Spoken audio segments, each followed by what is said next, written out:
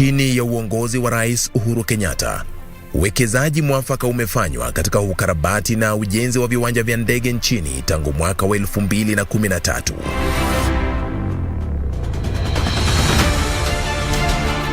Wiki hii kwenye Project 254, hatutaweza kuinua hali ya maisha ya wananchi wetu bila infrastructure. Other than even Kenya Airports Authority improving on the airport facilities, infrastructure, we are also arriving faster than before. Nataka kushukuru Rais Uhuru Kenyatta kwa kutuletea mradi nzuri kama hii hapa Isiolo, mradi hii wa Isiolo International Airport. Tumepata hapa employment.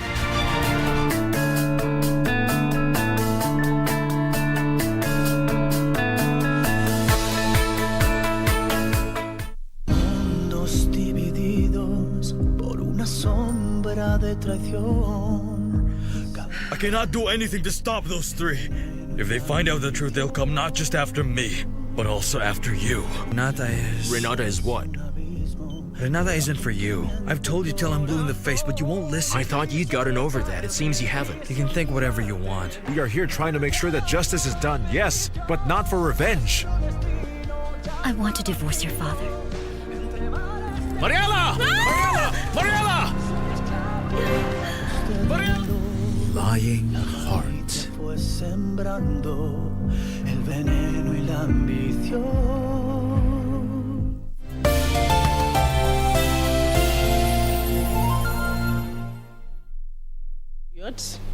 And Senator Dr. Isaac Mwaura will also be debated this afternoon. It is a resumption of debate that was interrupted on Thursday, 10th of March 2022. Again, there will be division on this particular bill. Of course, all these bills that will seek members to go into division will be subject to the quorum of the House, whether members will be making the requisite quorum to go into division or not. This particular bill proposes to impose obligations on each level of government to address the socio-economic needs of persons with disability. The bill also proposes to bestow upon the County Executive Committee member for the time being in charge of matters relating to persons with disability the responsibility to advise on and put in place measures to ensure the socio-economic development of persons with disability in the county.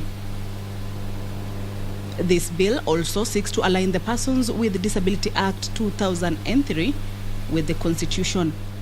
Further, the bill proposes to review the membership of the National Council for Persons with Disability to include a nominee of the Council of the County Governors in order to make the workings of the Council more efficient and representative. It is a bill that it is at the second stage on the floor of the Senate chambers, and its debate will be resuming this afternoon, and then members will be going into division to consider the amendments or the proposals in this particular bill. There is also a motion on the adoption of reports of the Sessional Committee.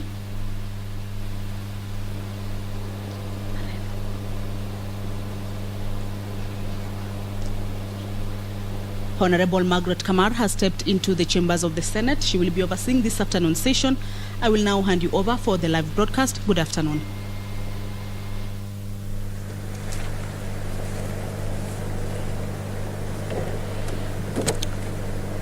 Prayer. Almighty God, we beseech you to behold with your abundant favor and blessings as your servants whom you have been pleased to call to leadership positions in this republic. We seek guidance to treat and consider all matters that shall come under our deliberations in so just and faithful a manner as to advance the peace, prosperity, and welfare of our country and of those whose interests you have committed to our church. Amen.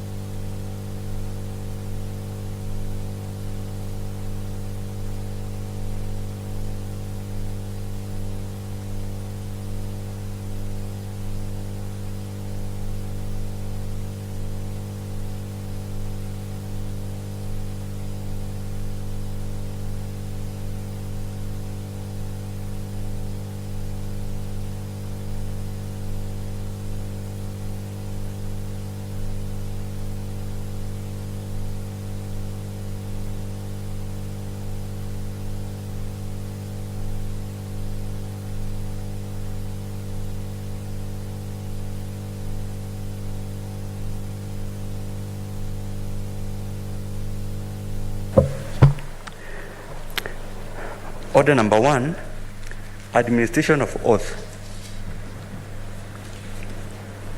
Order number 2, communication from the chair. Order number 3, messages. Order number 4, petitions.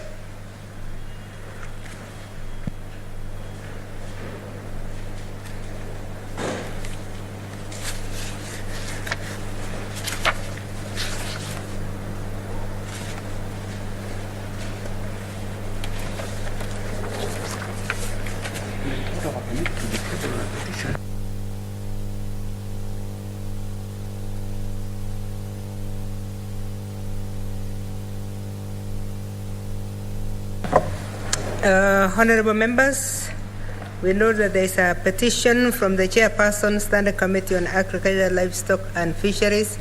He is not here yet, so I'll defer it to a later time. Next order. Order number 5, papers. Leader of majority.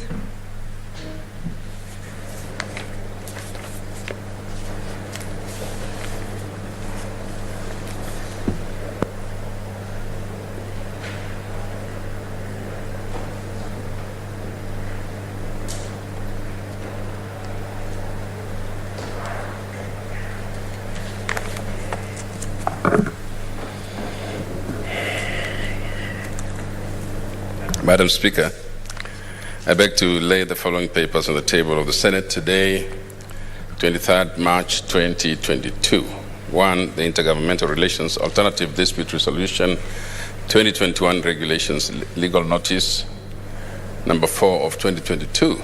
2. Report of the Controller of Budget on the first half National Government Budget Implementation Review for the financial year 2021-2022. 3. The National Land Commission Annual Report for financial year 2020-2021. 4. The report of the Auditor General on the financial statement of Garissa County Investment Development Authority for the year ended 30th June 2020. 5. The report of the Auditor General on the financial statement of Busia Water and Sewerage Services Company Limited for the year ended 30th June 2020. 6. The report of the Auditor General on the financial statement of Bungoma County Assembly Car Loan and Mortgage Scheme Fund for the year ended 30th June 2020. 7. The report of the Auditor General on the financial statement of Kisumu County Trade Fund for the year ended 30th June 2020. 8. Report of the Auditor General on the financial statement of Kisii County Alcoholic Drinks Control Fund for the year ended 30th June 2020. 9. The report of the Auditor General on the financial statement of Kisii County Assembly Car Loan and Mortgage Fund for the year ended 30th June 2020.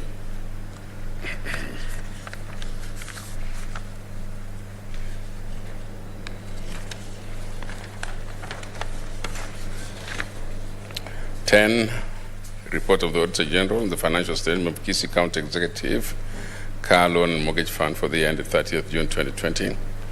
11. Report of the Auditor General on the financial statement of Kisii County Teaching and Referral Hospital for the year ended 30th June 2020. 12. Report of the Auditor General on the financial statement of Tharaka Nithi County Executive Municipality of Kathwana for the year ended 30th June 2020.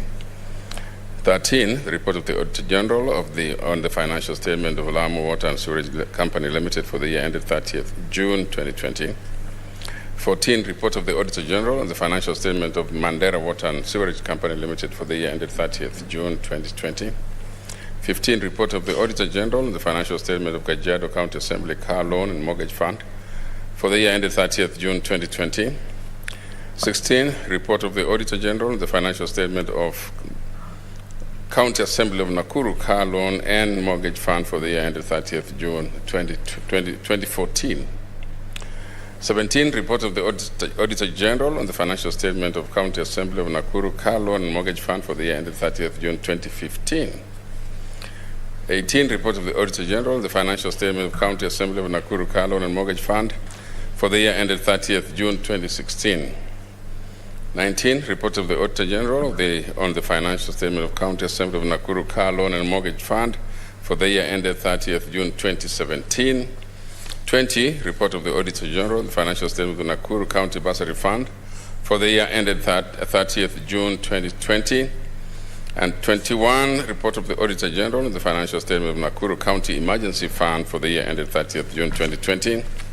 22, report of the Auditor General, the financial statement of Central Rift Valley Waterworks Development Agency for the year ended 30th June 2020. 23, report of the Auditor General, the financial statement of Baringo County Elderly and Persons with Disability Fund for the year ended 30th June 2020. 24, report of the Auditor General, the financial statement of Baringo County Elderly and Persons with... sorry, that was 2016. I'll go over 23, Madam Speaker. Report of the Auditor General on the financial statement of Baringo County Elderly and Persons with Disability Fund for the year ended 30th June 2016. 24, report of the Auditor General on the financial statement of Baringo County Elderly and Persons with Disability Fund for the year ended 30th June 2017. 25, report of the Auditor General on the financial statement of Baringo County Elderly and Persons with Disability Fund for the year ended 30th June 2018. 26, report of the Auditor General on the financial statement of Baringo County Elderly and Persons Living with Disability Fund for the year ended 30th June 2019. 27, report of the Auditor General on the financial statement of Nyandarua County Emergency Fund for the year ended 30th June 2020. 28, report of the Auditor General on the financial statement of Vihiga County Education Fund for the year ended 30th June 2020. 29, report of the Auditor General on financial statement of Nyamira County Education Support Fund for the year ended 30th June 2020. 30, report of the Auditor General on the financial statement of Masai Mara Community Support Fund for the year ended 30th June 2020. And 31, report of the Auditor General on the financial statement of Meru County Executive Staff Housing Fund for the year ended 30th June 2020. Madam Speaker, I lay the papers. Thank you, Leader. Next order.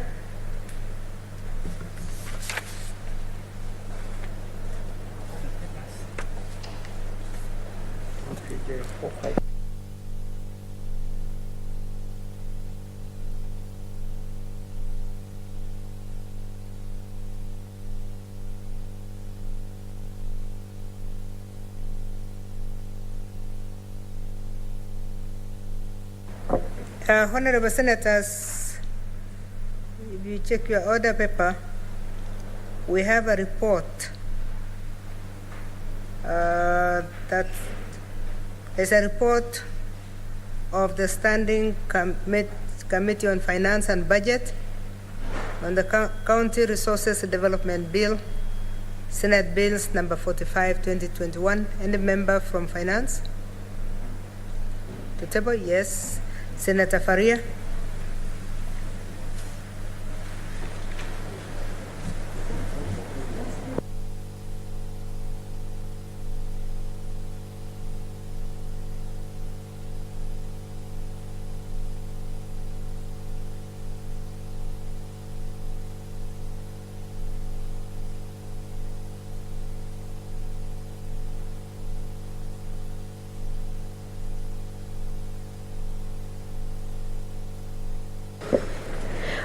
Madam Speaker, I beg to lay the following papers on the table of the Senate today, 23rd March 2022. The report of Standing Committee on Finance and Budget on the County Resource Development Bill, Senate Bill number 45 of 2021.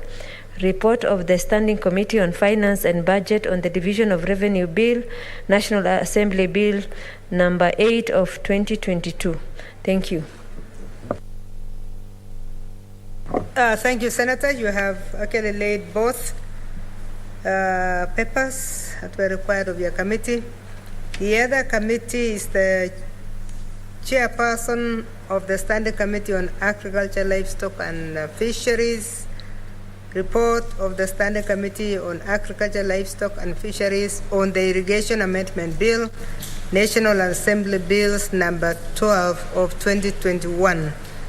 Do we have the chair or a member of the committee on agriculture, livestock, and fisheries.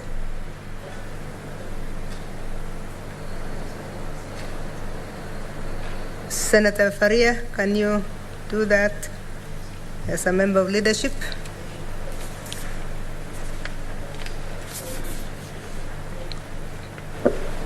Madam Speaker, I beg to lay the following paper on the table of the Senate today, 23rd March 2022. Report of the Standing Committee on Agriculture, Livestock and Fisheries on the Irrigation Amendment Bill, National Assembly Bill number 12 of 2021. Thank you. Thank you, Senator Faria. Next.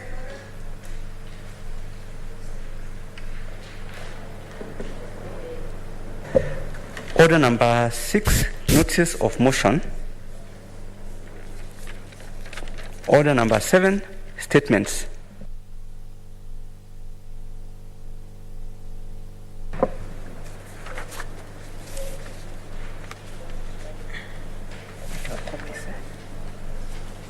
Copies of statements. They are not in yes. order.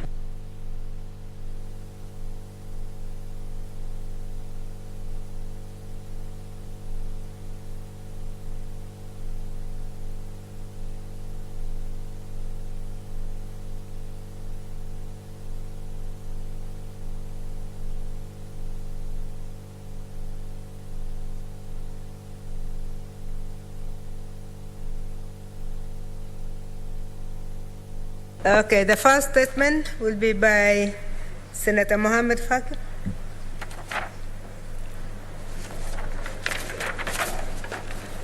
Asante Mheshimiwa Spika kwa kunipa fursa hii.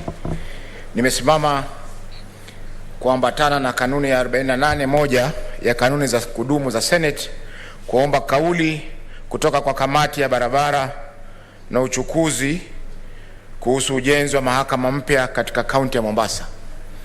Mheshimiwa Spika, katika kauli hiyo kamati inapaswa kuangazia yafuatayo: kueleza kilichosababisha jumba hilo la mahakama kuwa na nyufa hata kabla ya kukabidhiwa rasmi kwa tume ya mahakama nchini. Pili, kueleza aliyepewa kandarasi hiyo ya ujenzi huo na sababu za kutokuwa na usimamizi wa kisawasawa kwa kandarasi hiyo. Tatu, Mheshimiwa Spika, kueleza iwapo jengo hilo limeidhinishwa rasmi na kaunti ila hali usalama wa watumizi wa jumba hilo haujahakikishiwa. Na 4, kutaja hatua zitakazochukuliwa na serikali kuu kuhakikisha kuwa jumba hilo ni salama kwa matumizi ya maelfu ya wananchi ambao wengi wao hutegemea jumba hilo kutafuta haki wanapodhulumiwa. Mheshimiwa Spika, jumba hili lina historia kidogo kwa sababu ile ardhi wakati fulani ilikuwa imenyakuliwa na mwekezaji wa kibinafsi, na mimi binafsi pamoja na mawakili wenzangu tulienda mahakamani tukahakikisha kwamba ardhi hiyo imerejea kuwa ya mahakama. Kwa hivyo itakuwa ni kinyume na matarajio yetu kwamba kutajengwa mahakama pale ambayo tayari imeweza kutoa nyufa kabla ya jumba hilo halijaweza kukaliwa. Mheshimiwa Spika, ikikumbuka kwamba Mombasa mahakama ya kwanza ilijengwa mwaka 1903 na mpaka leo mahakama hiyo iko inatumika, na vile vile pia iko thabiti, ni thabiti zaidi kuliko ile ambayo imejengwa hivi sasa. Asante Bi Spika kwa kunipa fursa hii. Thank you, Senator. The next statement is from Senator Musuruve. No. Sorry, that's 47. That's 48-1. Let me see. I have another 48-1 since I had moved out. Senator Enokio, no. Okay, so let's go to 47-1 and start with Senator Gertrude Musuruve. Thank you, Honorable Speaker, for giving me this opportunity to make a statement on an issue of general topical concern on the World Meteorological Day. Honorable Speaker, pursuant to Standing Orders 47-1, I rise to make a statement on an issue of general topical concern on the World Meteorological Day. Honorable Speaker, the World Meteorological Day takes place every year on 23rd March and commemorates the coming into force on 23rd March 1950 of the Convention establishing the World Meteorological Organization. The day showcases the essential contribution of national meteorological and hydrological services to the safety and well-being of society and is celebrated with activities around the world. Additionally, this day enlightens people on their role in protecting Earth's atmosphere. The themes chosen for this day reflect topical weather, climate, or water-related issues.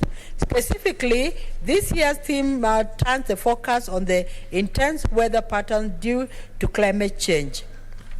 Honorable Speaker, it is noteworthy that climatic conditions propel people, decisions, and policymakers to behave in certain ways.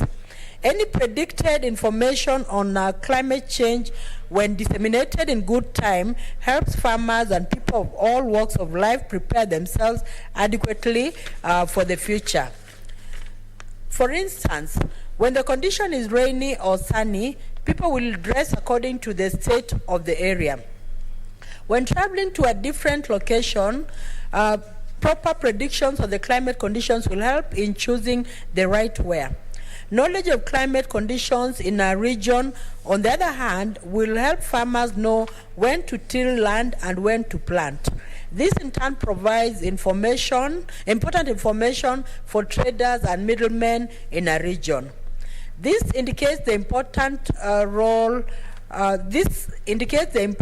role played by meteorologists in examining and planning the spread of extreme weather beforehand and offering advice accordingly. Honorable Speaker, just to illustrate the salient role meteorologists play in the information they give, the Director of Meteorology, Kenya, announced the patterns of rainfall in various parts of the country, hence alerting farmers to be ready for the planting season. Northern Kenya is predicted to remain dry until early April. Hence, no planting or harvesting of water will be there. This information enables the government to make interventions where necessary, including giving incentives to farmers such as fertilizer, as well as advising farmers on times to harvest. Honorable Speaker, as we celebrate this day, Honorable Speaker, I wish to urge the national government to invest more resources in the meteorological sections in order to help in giving appropriate, predictable climate patterns and changes for government interventions. Further, I urge the government to deliberately ensure that the department is devolved and locals are trained in making appropriate predictions on the climate change in their counties. Honorable Speaker, in conclusion, I also urge county governments to take necessary measures towards the weather predictions to avoid any form of predictable disaster that may retrogress the economy of people in a certain region. Additionally, I also urge universities to consider the inclusion of climate change as a core unit in the curriculum of colleges and universities, which would be useful in disseminating information on climate change effectively. Thank you, Honorable Speaker.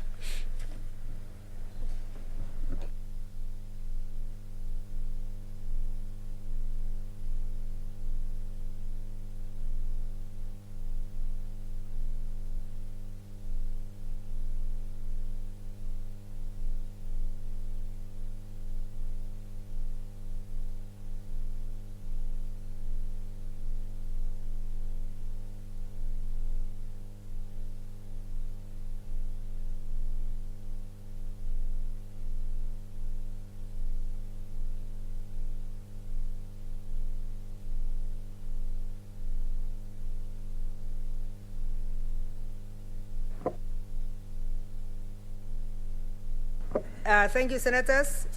We do not see Senator Wambua online, so we'll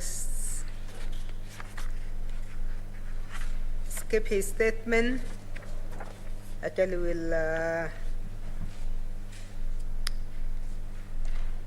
We will skip them. Maybe if he reapplies tomorrow, he will get it. There was another statement from Senator Naomi Shionga. Naomi Shionga is not in the House and she's not online. So again, we drop it until they reapply. So, Honorable Senators, next order.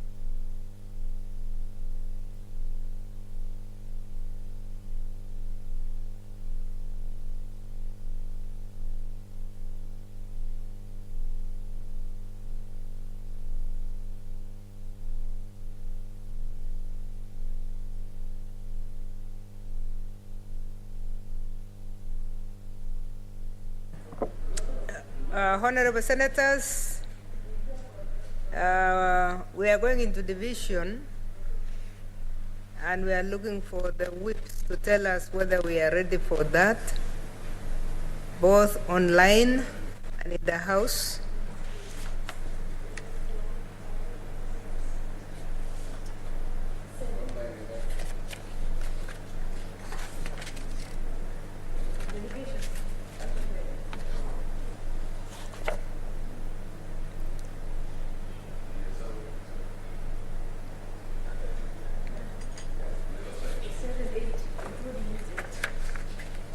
Okay.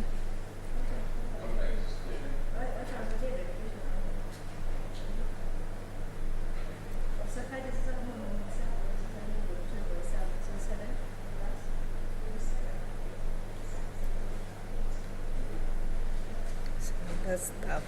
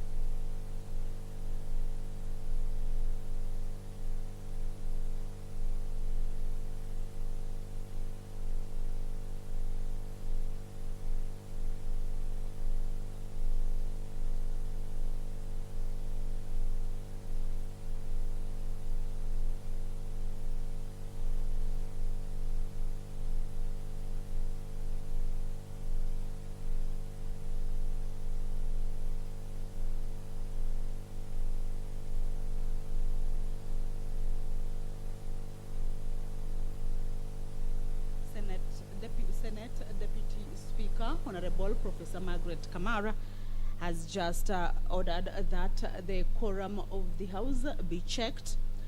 The members are about to go into division. There are a number of bills on the order paper this afternoon that members will be expected to go into division. But again, this will be subject to the quorum of the House, whether members will be able to achieve the quorum of the House of 15 members to be able to achieve this particular business on the order paper. The division of Revenue Bill, National Assembly Bill number 8 of 2022, tabled by the Senate Majority Leader, which was debated on the Tuesday of 22nd March in the afternoon sitting, was interrupted, and there will be resumption of that debate this afternoon. But again, members will be expected to go into division and take a vote on this bill. There are a number of issues that members raised on that particular bill, especially the amount of money that is expected, or rather that is set to go to the counties, the 370 billion. Number 9, number 10, number 11, number 12, number 13, number 14, number 15, number 16. All those are deferred. Next order. Order number 17, the Election Campaign Financing Amendment Bill, Senate Bills number 51 of 2021, second reading. Senator Ledama Olekina. Thank you, Madam Speaker. Madam Speaker, I rise to move that the Elections Campaign Finance Amendment Bill be now read the second time. Madam Speaker, elections in this country are matters of national interest. They're matters of not only national interest, but global interest. How we finance elections in this country is something which dictates whether a country is going to be held hostage or a country is going to be independent, and the citizens and also global leaders respect its sovereignty. Madam Speaker, when you read the Elections Campaign Financing Act as it is one that tends to make it very difficult for candidates in any election to be able to carry out their financing in a more sober and accountable manner, and make it very difficult for even the Auditor General or the Election Commission to be able to carry out their work. Madam Speaker, the amendments that I'm proposing today will bring in discipline, will also bring in accountability, and will also be able to protect the integrity of this country from money laundering. Madam Speaker, these amendments that I'm proposing today will make it easy for anyone to be able to run a campaign and not have to be born from wealth or from richness. Madam Speaker, if you read the Elections Campaign Financing Act as it is, it calls for the Auditor General to audit every single candidate in this country. Where they get their money, who financed them. And that is, you know very well that even in this House, we have got accounts for the 47 counties that have yet to be considered by this House. And the auditor is still lagging behind. So will the auditor now stop auditing companies, auditing counties, and then start auditing each and every candidate?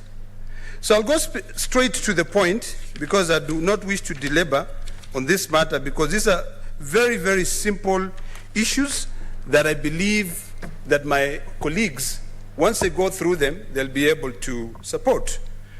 The object of this act, Madam Speaker, is to make provision for the Commission, which is the Electoral Commission, to regulate the amount of money that may be spent on or behalf of a candidate.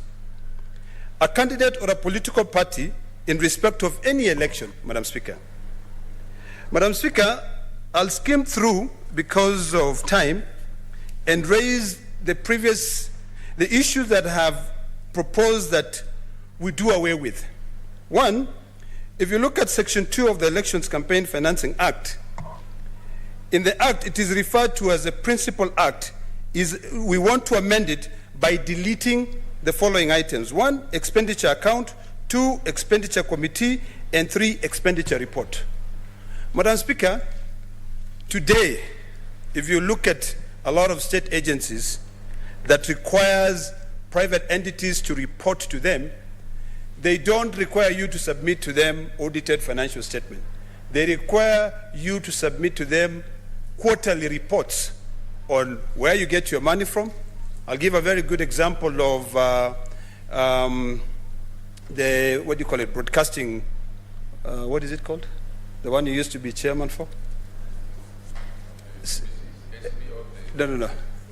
CCK. Yeah, the Communication Authority of Kenya. The Communication Authority of Kenya, when it repeats, it calls for reports to be given to it by every media house. It does not require them to submit an audit, or it does not require them to send the Auditor General to audit those accounts. They do it on a quarterly basis so that it encourages accountability.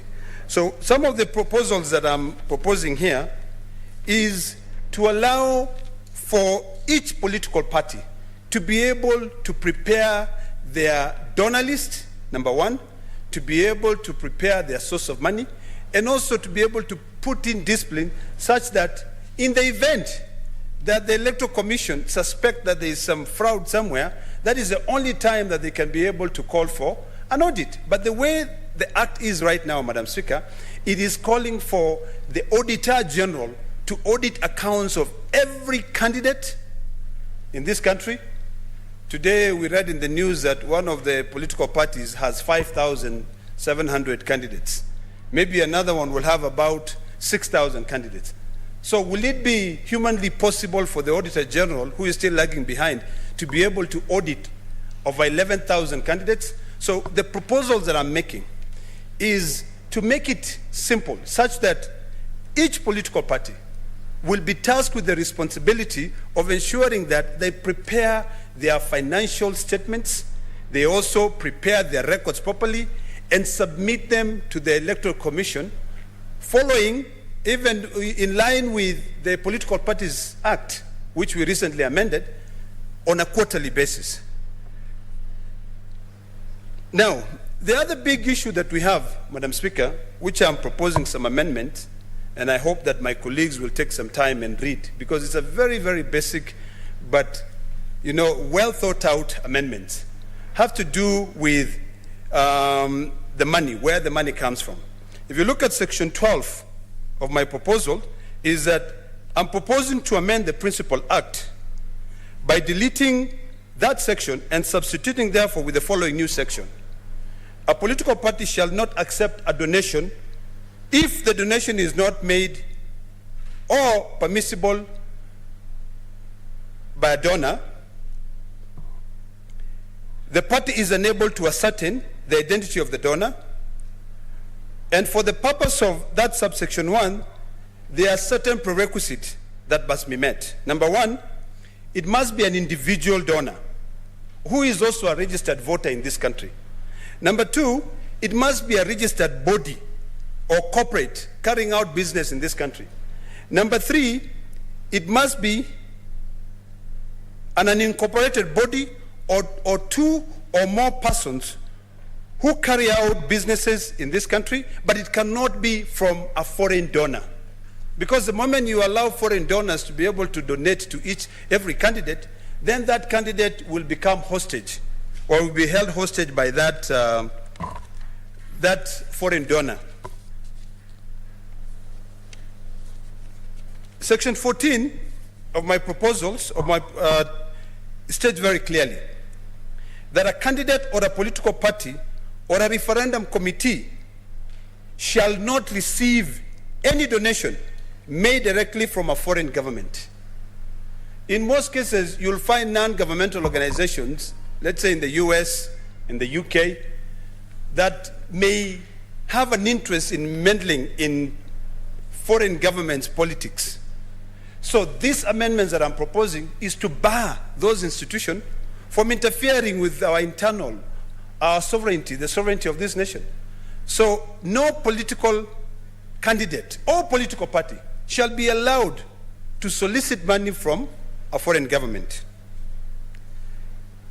I'm also proposing to delete Section 15 of the Principal Act and amend it by deleting subsection 1 and substituting 2 by deleting paragraph C and inserting the following new subsection immediately after subsection 2. The request under subsection 2 shall be specific. The authorized signatories of the company's financial account opened by the organization who shall be authorized person under this act. That clearly, Madam Speaker, is to make it easy such that every political leader or candidate shall open an account, and in that account they shall deposit all the money that they will be able to solicit from the public. These amendments that I'm proposing also, Madam Speaker, will give the Electoral Commission, IEBC, the power to be able to set limits as how much an MCA can be able to fundraise, how much an MP can be able to fundraise, and also how much a presidential or a senator or a gubernatorial candidate can be able to fundraise. And that money must be deposited in that account. So this new amendment that I'm proposing there actually ensures a fiduciary duty, or rather responsibility, in the part of the committee that manages those funds. I'd already spoken about keeping records safe and making sure that they return to the election body, and that most importantly, it will not be a requirement. The way it is right now in the Act is that the Auditor General is required to audit each and every candidate. It's a very, very tedious exercise, Madam Speaker. Finally, Madam Speaker, because I want to be very, very brief, is that having produced a section that says a political party that does not intend to have a candidate for a particular general election need not make any reports under this section. Because you'll find that we have about almost 200 political parties. There are political parties which are just out there by name. But the way the Act is right now, Madam Speaker, even if they don't have a single candidate, they are supposed to prepare financial documents, you know, and take them to the Electoral Commission. In this proposal that I'm proposing here today, Madam Speaker, they need not to do that. You know, they can continue enjoying the name that they are a political party and hold offices. And it's not a must that they, in this era where we are forming coalitions, for them to have any candidates. So they need not to be held responsible in terms of keeping records. Keeping records in any company, Madam Speaker, requires a treasury, requires a secretary, requires a committee or a management committee. In the amendments that I'm proposing, these three individuals will work hand in hand to ensure that the affairs of that political party or all the candidates are set in a way that we will encourage accountability in this country. Madam Speaker, with those few remarks, I beg to move and request the Majority Leader to second. Thank you, Senator. Senator Bogisho.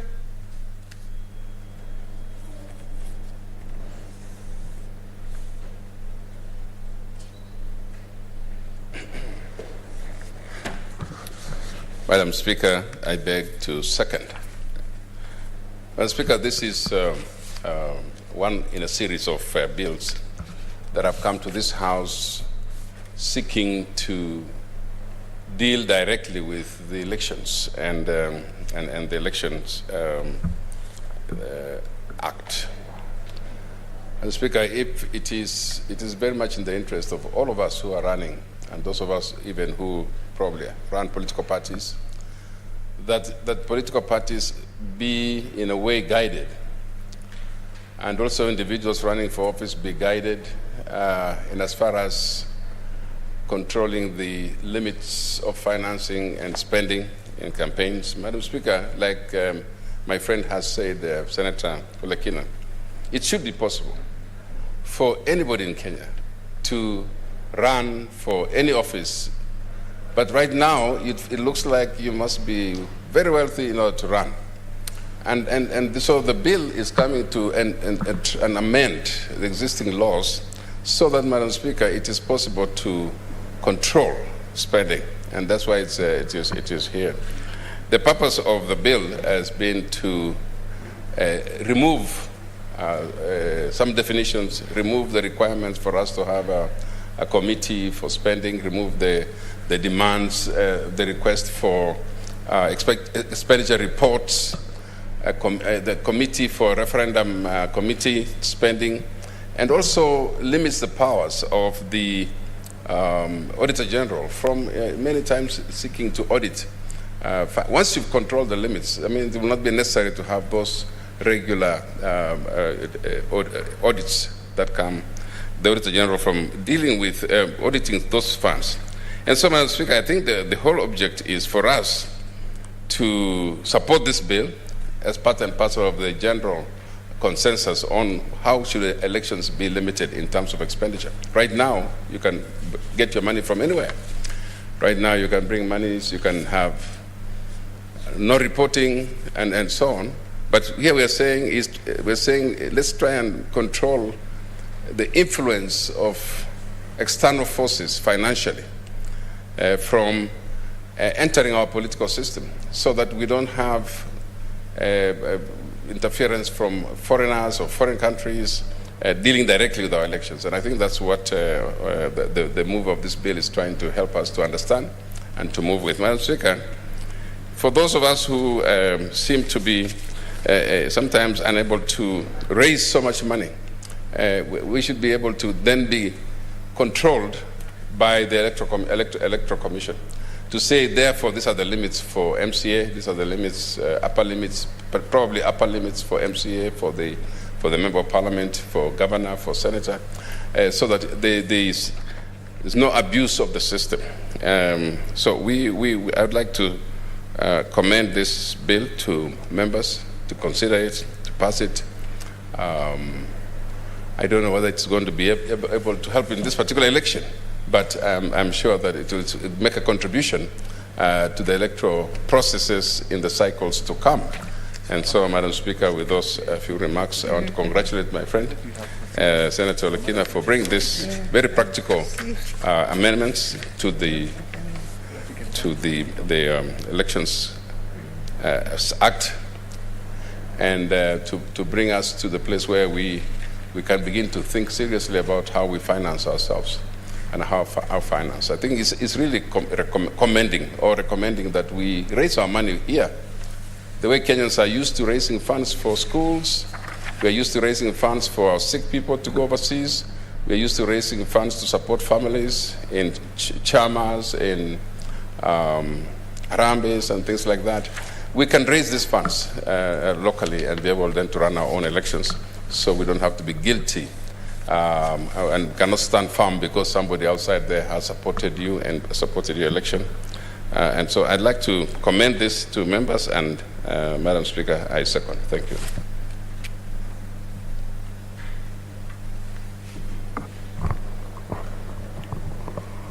Honorable Senators, I now propose the question that the Election Campaign Financing Amendment Bill, Senate Bills number 51 of 2021, be read a second time. Senator Matsayo Stewart Mwachiru.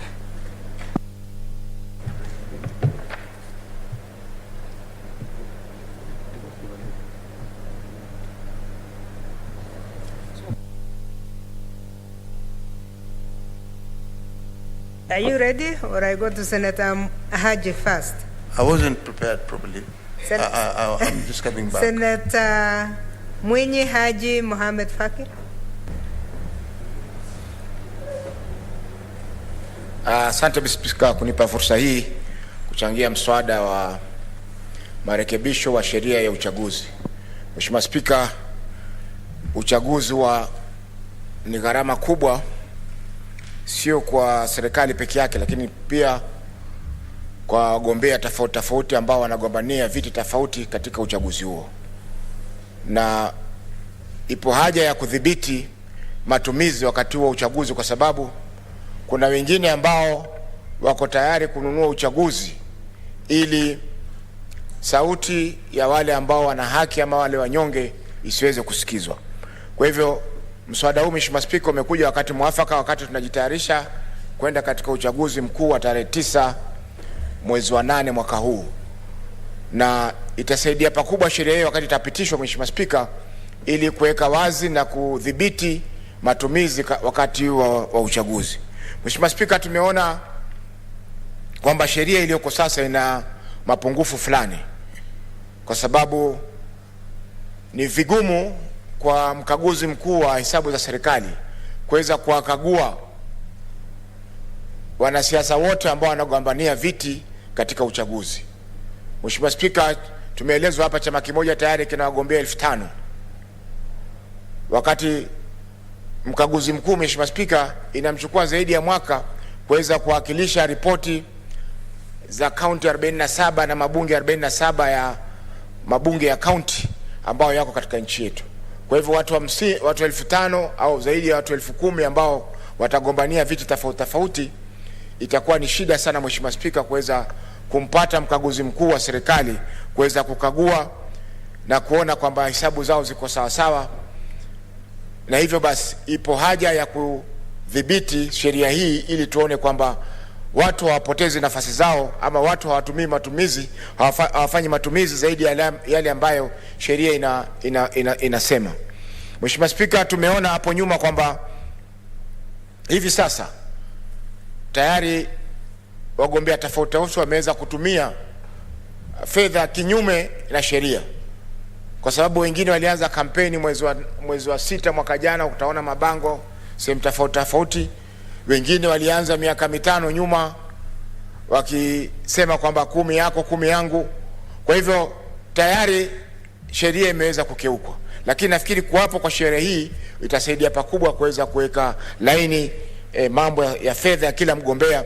Na mheshimiwa, hii haitakani iwe ni Auditor General, mkaguzi mkuu kuja kukuambia utoe hesabu zako. Inavyopendekezwa katika sheria ni kuwa kila chama kitaweza kupeleka hesabu zake, na hiyo itasaidia pakubwa kupunguza ile kazi ambayo mkaguzi mkuu wa serikali angeweza kufanya. Kwa hiyo Mheshimiwa Spika, naunga mkono sheria hii na naomba maseneta wote wazingatie ili tuweze kuipitisha kwa haraka ili iweze kusaidia na iwe ni mchango mkubwa kuleta uchaguzi ambao utakuwa wa haki na usawa katika nchi yetu. Asante Mheshimiwa Spika. Asante Senator Faki. Senator of Vihiga, Senator Aniri George. Madam Speaker, I want to thank you for giving me the opportunity to make my remarks on the amendment bill that was brought by my good friend, the Senator for Narok. Madam Speaker, I think he's proposing 3 major amendments. But just before I comment on those amendments, I want to say that the law itself, the campaign financing bill, is a good law, because what is turning out in Kenya now is that elections have now become a preserve of the who is who, people who have money, people who can finance elections. So we must be able to come up with legislation that can provide a level playing ground for all Kenyans. Madam Speaker, there are so many Kenyans out there who can make very good leaders, extremely good leaders, but they don't even dare move near elections because they cannot finance the elections. It has become running for elections has become an elite club for the who is who, and those who have the means to be able to run a campaign. I therefore fully support these amendments being brought by my brother, the Senator for Narok. The first one being that it is not practically possible to audit all candidates participating in elections. And he put it very well. I have sat in the Public Accounts Committee of this House, and I know the overwhelming work that the Auditor General has in auditing the national government and its ministries and its departments, auditing the county governments and the county assemblies.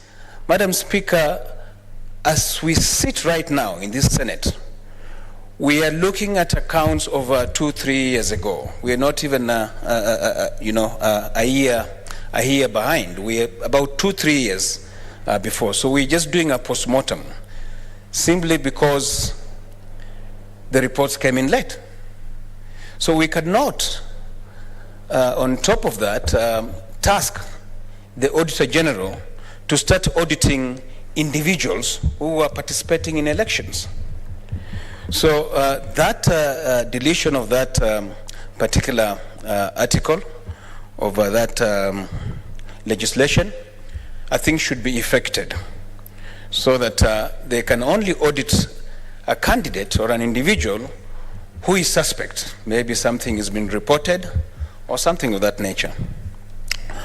Madam Speaker, the second amendment that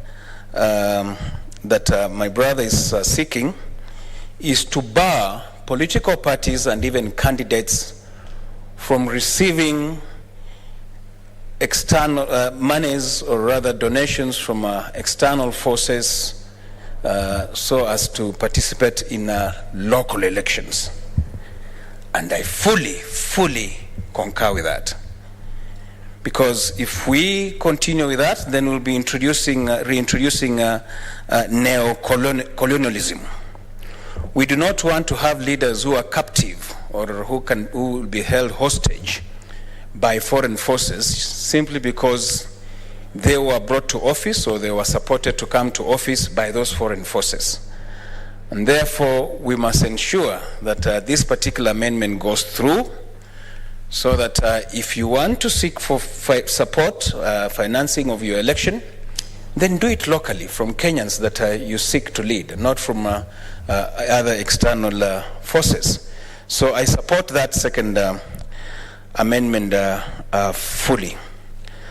And if I got him right, the third proposal was that only political parties participating in elections should be subjected to submitting their financial records and financial reports to the registrar. Is it to the registrar? Yes. To the registrar of political parties. Yes, indeed, we know that the purposes of forming political parties, the main purpose, of course, is ascending to power and seeking power through those political parties. There are those briefcase political parties, people who registered parties just for speculations. Maybe even as we effect this amendment that my brother is proposing, that is the only one that I didn't fully support, because I think some political parties can be formed maybe even for money laundering. Yeah? So I think all political parties, there are not many. I heard you say 200. No, there are just about 82. 87 now, and I think 82 participating in election, but 87 registered. 82 that have been cleared to participate in elections, and the 87 that are registered. All the parties are 87. So that if we pass this particular amendment of subjecting only political parties participating in elections to submit their financial records, then we must come up with another clause in the law, so that if you form a political party and it's not participating in any election, elections come and go, you're not participating, then you're not worth being a political party. We must come up with a law. Such political parties must be scrapped. Because then what was the purpose of forming those political parties? So, Madam Speaker, I fully support. I will vote for these amendments. I know it may not be able for this to apply in this coming election. But it is a process. Legislation is a process. This brings good hygiene, even if it does not benefit this particular election.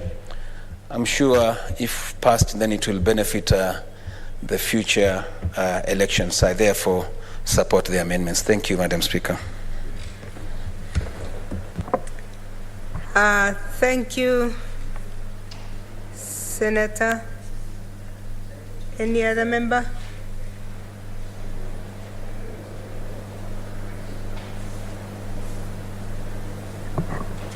I don't see any other member. So because the amendments are as few as the members who have contributed, I would like to allow the mover to respond. Straightforward and very clear amendments. Thank you, Madam Speaker. Let me begin by thanking my two honorable colleagues, Senator from Mombasa, Senator Faki, for supporting these amendments, Senator Haniri for demystifying what these amendments are for. And I want to say I thank them so much, because what we seek to do here is to come up with legislations for posterity. And he got it very well, and I just want to sum it up, that it is quite clear. There's only one thing that I did not mention when I was moving the amendments, is that one of the other objective is to remove the requirement for independent candidates, political parties and referendum committee to establish campaign expenditure committees to manage campaign funds on their behalf.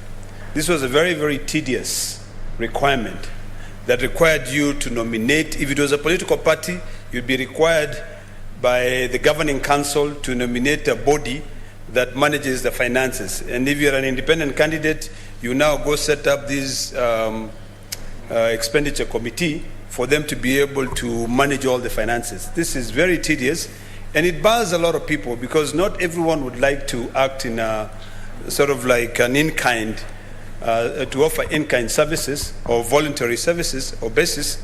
Other people require you to pay them. So if you are trying to look for money to be able to run a campaign, and yet the law requires you to set up a committee of people who will then be able to come and manage your resources for you, it makes it very, very tedious.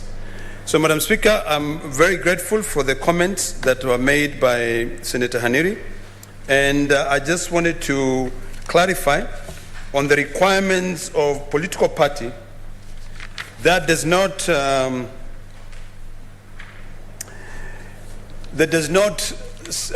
have any candidates in the election. What I meant is that a political party that does not intend to have candidates for particular general elections need not make reports under this section. There are those reports which are required by this amendment to be submitted on a quarterly basis. If you look at section 27A of my proposed amendment, it says the treasurer of the political party shall prepare and submit to the commission, not to the registrar of political parties, but to the commission, which is the Independent Electoral Boundaries Commission, a report with respect to each of the following periods: January to March, April to June, July to September, October to December. And despite subsection 1, during a general election period, every political party participating in an election shall prepare a report under this subsection in respect to every 30 days commencing from the date of publication of a notice by the Commission for the general elections and ending on the date of gazettement of the general elections or the results. So, Madam Speaker, that is a requirement which I saw it being very tedious. If you own a political party, but because of this alignment that we have currently, you don't end up sponsoring any candidate, but then the Act still requires you to submit monthly report, quarterly report. So that is the point that I wanted to clarify.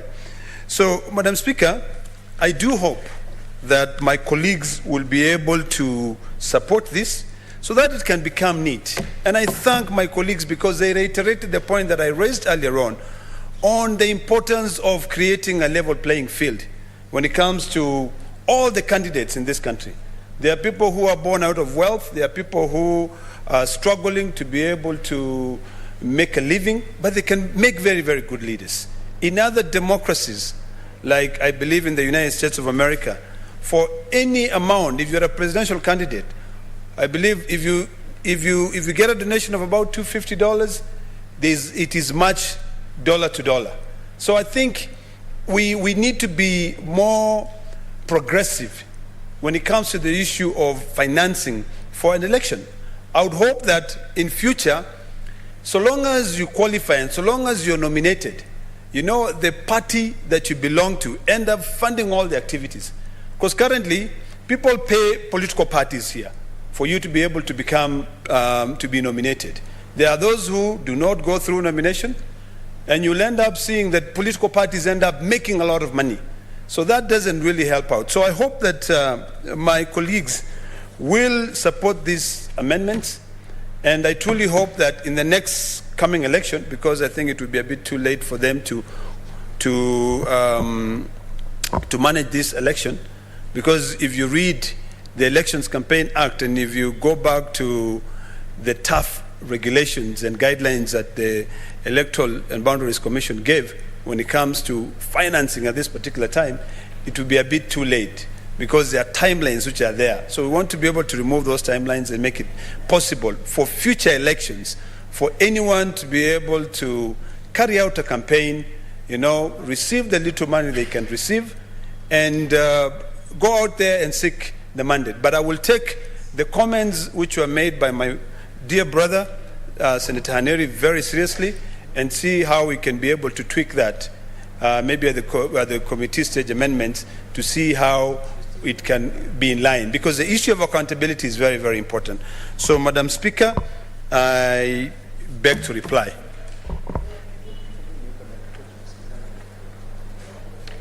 And also, Madam Speaker, I request that the putting of the question be deferred to a later date, pursuant to Standing Order number 61.3. Okay, thank you, Senator Ledama.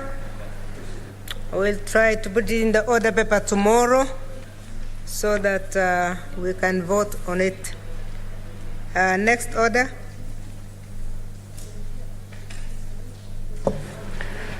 Order number 18, the Cotton Industry Development Bill, Senate Bills number 55 of 2021, second reading.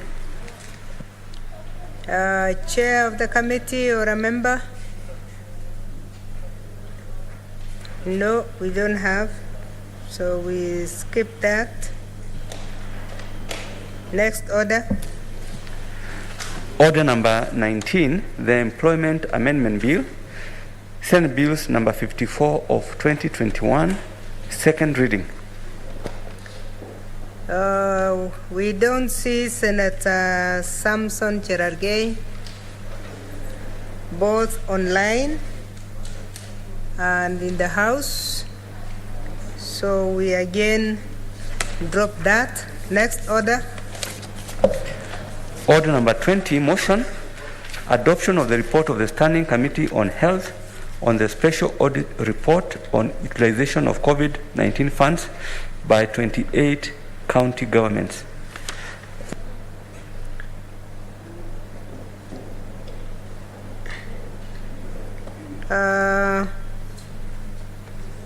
That's the chairperson, Standing Committee of Health.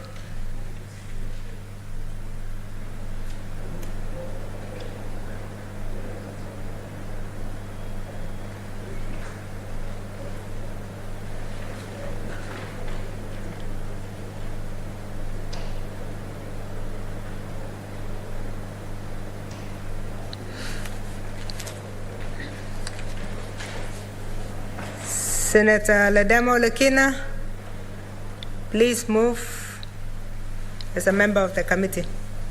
Thank you, Madam Speaker. Madam Speaker, I beg to move that the Senate adopt the report on the Standing Committee on Health on the special audit report on utilization of COVID-19 funds by 28 county governments laid on the table on the Senate on Wednesday, 9th February 2022. Madam Speaker, COVID taught us a lot of lessons. COVID brought down not only the economy of Kenya, but the procuring entity of the government, which is KEMSA, because sometimes when a pandemic hits us, people, instead of finding a way to come out of that pandemic, they become creative. And this, Madam Speaker, was not only in the 28 county governments that we invited for them to be able to give us a report following the Auditor General report on those counties and how they spend the money, but this is actually a problem globally. Madam Speaker, we had a chance of going through and sitting down with county governors from the county government of Isiolo, Kakamega, Kisumu, Laikipia, Mandera, Marsabit, Nakuru, Narok, Nyandarua, Samburu, Taita Taveta, Trans Nzoia, Uasin Gishu, Vihiga, Wajir, and other counties which I have not mentioned. And what was very clear, Madam Speaker, is that these county governments had enough money to be able to help the citizen of that county, or each of those counties, to be able to cope with the challenges that were brought about by COVID. Some counties, Madam Speaker, spend the money wisely to some extent. Some set up COVID centers. Some decided to improve on their facilities. But most of them, Madam Speaker, ordered supplies, yet they still had money that they could not be able to pay for. It was very challenging, Madam Speaker, listening to county governors trying to explain how the money was spent, yet in the county governments, you will find that when you visit the counties, you'll find that most of those things were just put there in a rush, but there was no really well thought out ideas on how to maintain them.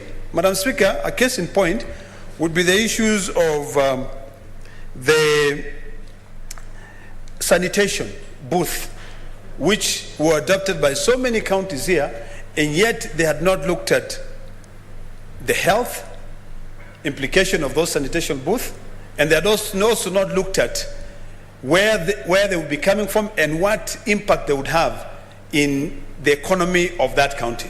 Because most of these booths, Madam Speaker, were bought, and when they were bought, they were leased. They were not actually bought out. Some of them were just leased, and they had to continue supplying sanitation, sanitizers. And no one really cared about how safe they were for the citizens of those counties. So some of those challenges that we saw, but the amount of money which was spent, it was not something which was fully thought out. It's just that the national government had given them enough money to build COVID centers. Other counties had 300 beds, facilities for isolations. But continuing how those facilities will be merged in with existing health facilities was not something which was thought out, Madam Speaker. Madam Speaker, I will go quickly on some of the recommendations that we made as a committee in terms of the issue of the management of resources that are sent to the counties. Number one, Madam Speaker, the committee recommended that the National Treasury should ensure timely release of funds to county governments in line with the cash disbursement schedule approved by the Senate.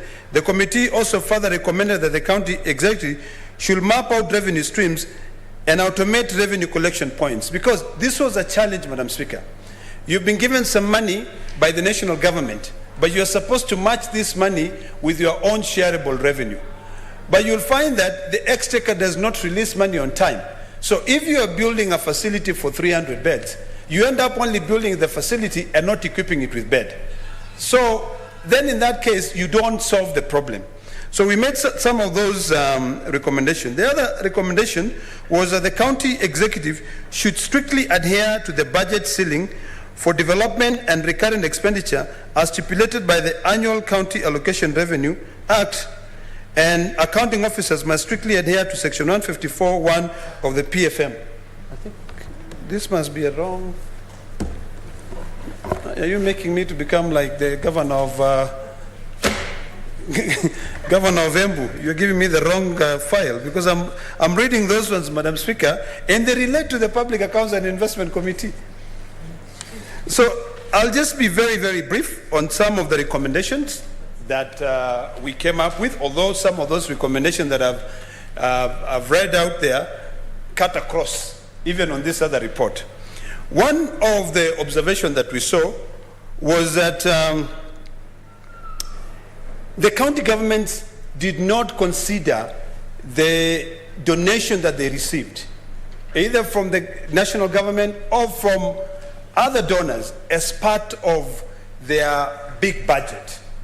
They had not foreseen this is a pandemic, and they did not carry out a supplementary budget. So we made a recommendation that says that future disbursements of COVID-19 funds should be, in addition to the CRA allocation criteria, be based on realistic work plan developed and approved by the respective county government, so as to provide an efficient and effective framework for utilization of the funds to mitigate against value for money risk. What we noted there, Madam Speaker, was that most county governments did not plan well on how to utilize that money, because it was not part of their budget. It was a pandemic. So they did not have work plans on how they will end up spending the money that they were given. So they hurriedly spend the money, and then after spending the money, Madam Speaker, they will now come back and then create new work plans. So that was a big challenge in all the 28 counties that we went through. The second recommendation that we made, Madam Speaker, in relations to how the COVID funds were spent, was that appropriate sensitization be done for the county public finance management officers on public finance and risk management during crisis and health pandemic. This will improve the capacity of county human resource to respond to COVID-19 and other related risks in an efficient, effective, economical, and ethical manner. Earlier on, Madam Speaker, I raised the point on people who took advantage of COVID, where the prices were hiked. And in fact, in this Senate, we were told so many stories of dead stock, which is still lying in KEMSA.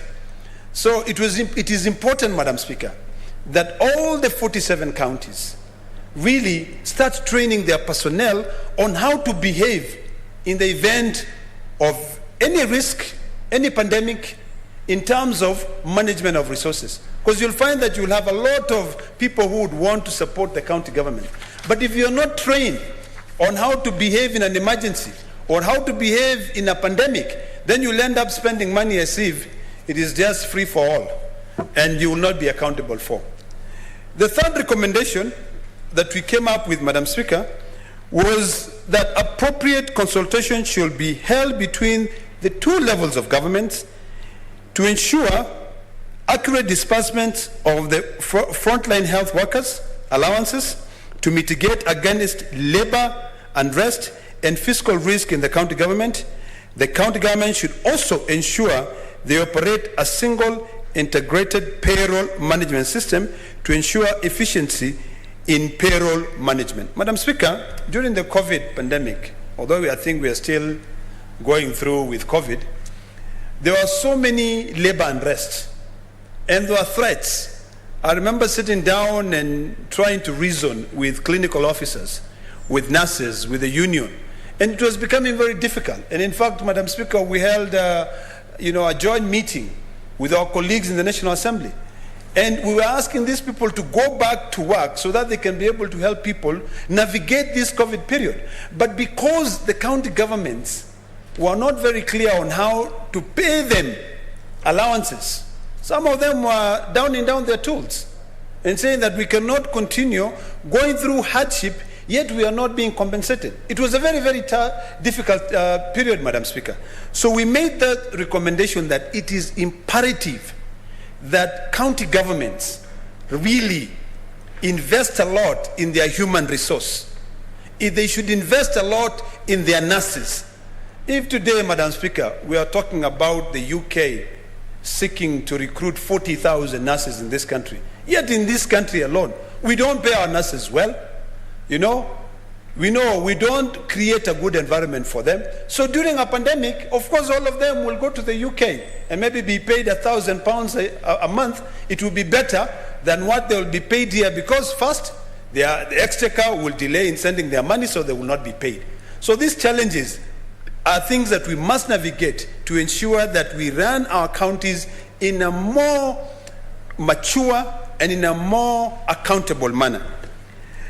Number 5, Madam Speaker, is that the public finance management capacity of level 2 and level 3 health facilities be strengthened so as to ensure efficient and effective planning, budgeting, and utilization of funds, especially during pandemic. This will strengthen county government's responsiveness to COVID-19 and other pandemic. I want to reiterate that point again, Madam Speaker, that level 2 hospitals, level 3 hospitals, the capacity in those hospitals is very low. It is imperative that county governments, these governors should now start running those county governments as if they are businesses that intends to make profit, because you'll have to be, you'll have to care about every stream, every income stream, or any department that you run. If you run a department and that department is always in the red, there's no way you can be able to navigate an emergency or a pandemic. So it's important that the issue of public management, there are very simple legislation, Madam Speaker, that if each county government should really take time to ensure that the staff in those county governments understand, we can run this country in a better place. One is the Public Audit Act, Madam Speaker. Second is the Public Finance and Management Act. Number 3, Madam Speaker, is the Constitution of the Republic of Kenya. Once these officers, accounting officers who are CPAK, are conversant with what is allowed and what is not allowed by these pieces of legislation, then we can be able to see this country running in a better way. We run this country as if sometimes when you're given a department to run, you run it as if it is the beginning and the end of your world. Whatever you get, you grab as much as you can grab, and you'll not become accountable for. We noticed a lot when we went through all those audit queries which were raised by the Auditor General in relation to how the COVID funds were spent. Number 6, all county government should automate the stock management system and strengthen capacity of officers managing inventories. Madam Speaker, I don't remember whether it was Kakamega or Isiolo County, where the records of the goods which were bought from either KEMSA or donations which were given to the counties to be able to deal with the COVID pandemic, things like masks, sanitizers, the records were not kept well. So you'll find that the delivery note says we've delivered this X amount of materials, which translate to X amount of shillings. But when you go to the stores, those items never got there. So from KEMSA, they will say we've delivered. But when you go to the stores themselves, you will not find them, because either, one, the staff who work there do not know how to keep the records, or do not have a system that can be able to record what they receive. They don't know how to manage their inventory.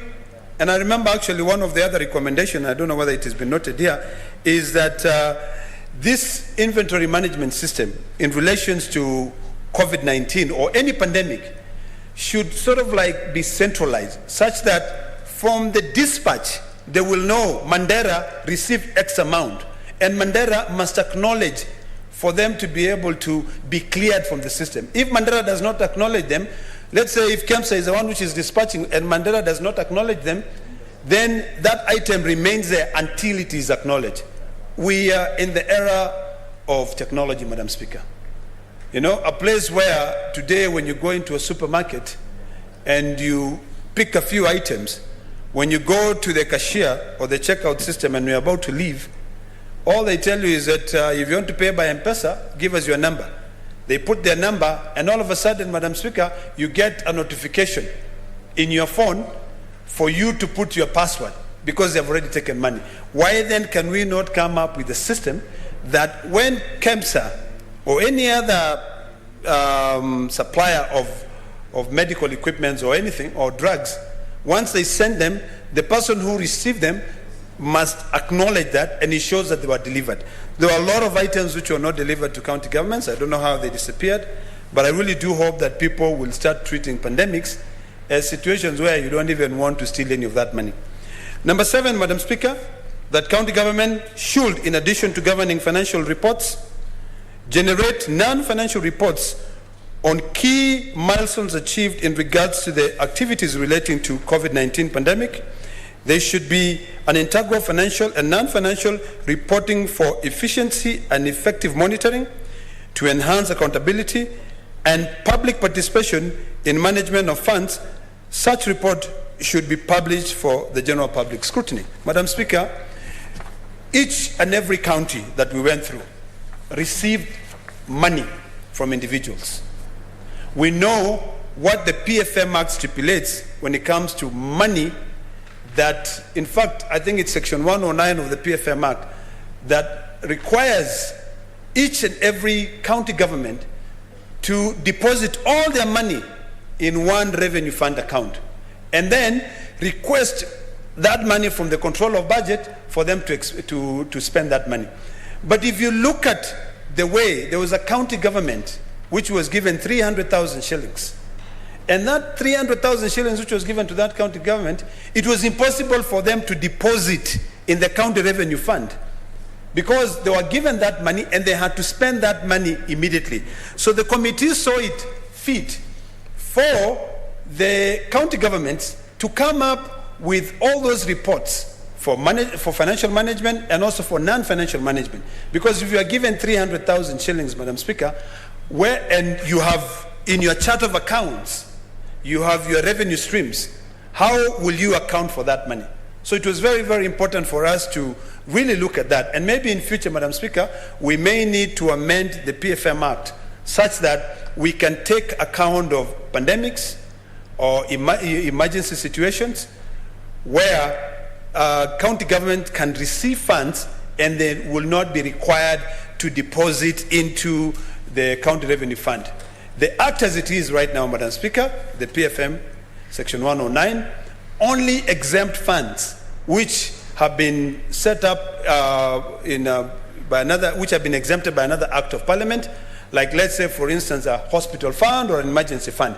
But in a pandemic, unless it is specific, because there are regulations on how money deposited in any funds are spent, it becomes very difficult and challenging. And we listened to the governors explaining how it was very difficult for them to deposit that money in the revenue fund and then call again for that money for them to be able to spend either to buy water, to buy sanitizers or anything to help their people navigate the COVID period. Number 8, that another recommendation that we gave was that the annual financial statements and reports of the county executive for the current financial year, which is 2020-2021, should include a comprehensive section on non-financial information in regards to the activity relating to COVID-19 responses. Madam Speaker, this recommendation was directed to the Auditor General, that when you now go to the county governments and you're auditing their financial statements, one of the most important things you should do is that you should realize that county government did receive donations. These donations were not to become the property of the governor or for them to run their businesses. The financial statement, you should ensure that when the county government is giving you their records, the Auditor General ought to ask this county government and their accounting officers to provide them with information on how they managed in-kind donations or COVID activities during that period, so that we can enhance accountability in this country. And finally, Madam Speaker, in some of the recommendations that actually I still have 2 more recommendations, the committee observed that there was need to strengthen internal processes that may have experienced the reported deficiencies. Further, they need to continuously build the capacity of the county public finance management officers who observed, I think that was supposed to be, that it was observed, that there's a typo here. We observed that it is important, and I think I reiterated on this point, that all those officers are continuously trained on financial management. Finally, Madam Speaker, the committee, having observed that the counties were in financial distress while responding to the effect of COVID-19 pandemic, and having noted the borrowing of monies from other government entities, recommended that the county officers endeavor to operate within the law in service delivery, even in times of pandemic. Further, the Office of the Auditor General review the query in its subsequent audit cycle to ensure refunds of the monies borrowed. And then number 11, the committee, having established the delay in exchequer releases, the committee having established that the delays in exchequer releases was a challenge that resulted to pending bills, recommends that the manner of pending bills be retained in view of the subsequent audit cycle. Madam Speaker, I want to suggest that in future, when the clerks are drafting this thing, to increase the font, because the font is too small for anyone to be able to see what they're reading.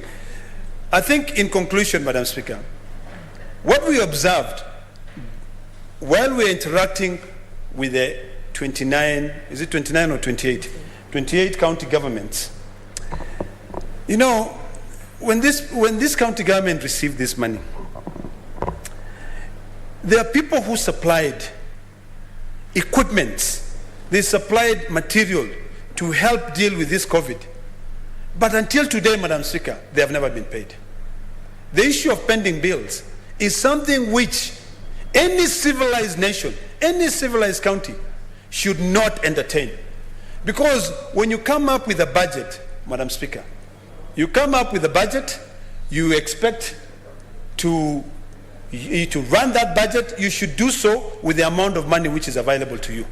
But when you create a budget and you do not have the money to fund it, it becomes problematic, because you'll end up killing businesses, people who have worked so hard, people who have borrowed money to be able to take advantage of that business opportunity, and then you don't pay them.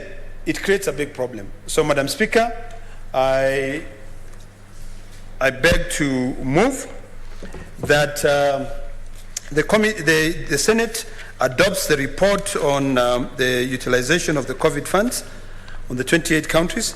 And give me 1 second.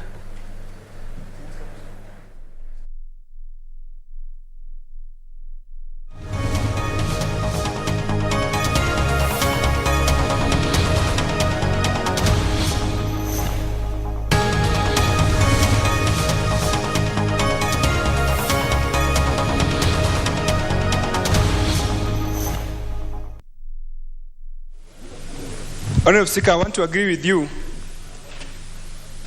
that this plenary is the ultimate budget making body, and that whatever various committees have presented to us, it is this committee that takes that decision. But Chair, the member for Kikuyu has requested you to consider deferring this conversation until next time because of what has been presented today by the chair of the Budget and Planning Appropriations Committee. And Chair,